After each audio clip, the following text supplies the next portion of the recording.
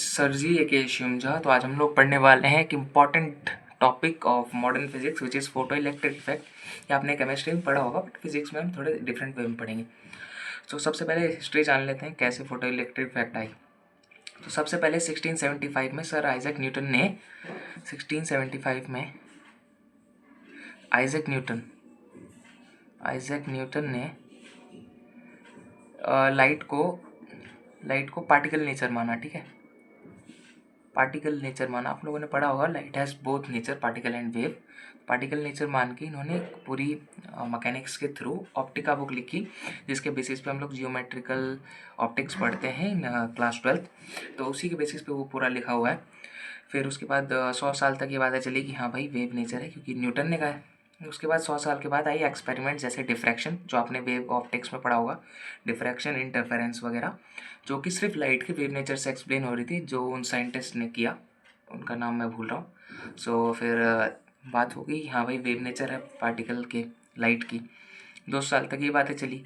फिर उसके बाद आई फोटो इलेक्ट्रिक इफेक्ट और ब्लैक बॉडी रेडिएशंस जैसी फिनोमेनास, जो सिर्फ लाइट के पार्टिकल नेचर पे एक्सप्लेन हो रही थी। तो ये बात डिबेटिकल बन गई कि लाइट का क्या नेचर है। तब साइंटिस्ट ने बुक्स में लिख दिया कि it has both nature, particle as well as wave. तो आज हम लोग पढ़ने वाले photoelectric effect. Photoelectric effect में होता क्या, एक मेटल सरफेस होती है ये, सपोज ये मेटल सरफेस है और मेटल के पास होते हैं फ्री इलेक्ट्रॉन्स। तो इस पर इलेक्ट्रॉन भरे पड़े हैं। ठीक है, अब इस पर हमने क्या किया, रेडिएशंस गिराई ऑफ सर्टेन फ्रीक्वेंसी। ठीक है, इनकी फ्रीक्वेंसी ज़्यादा है, फ्रीक्वेंसी को मैं यहाँ पे न्यू से डिनोट कर रहा हूँ। ठीक है, तो इनकी फ्रीक्वेंसी ज़्यादा है, वेवलेंथ कम होती है इन लाइट्स की।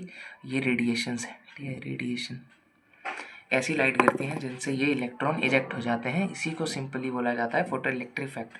तो स्टेटमेंट लिख देता हूँ, व्हेन, आप लिख लोगे, when radiations of high frequency and low wavelength को लैम्डा डिनोट कर रहा हूँ, are ejected, are incident on metal surface which have free electron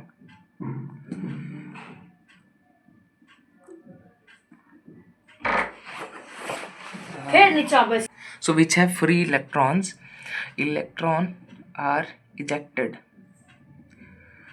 This phenomena is known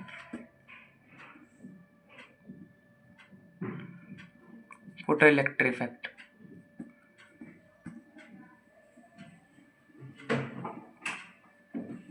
तो इसमें एक फॉर्मूला आता है, energy equals to hc/λ and यहाँ पे c स्पीड ऑफ h आपका प्लैंक कांस्टेंट है, कांस्टेंट, जिसकी वैल्यू होती है h equals to 6.626 into 10⁻⁻34 joule per second, और c होता है speed of light in vacuum and air.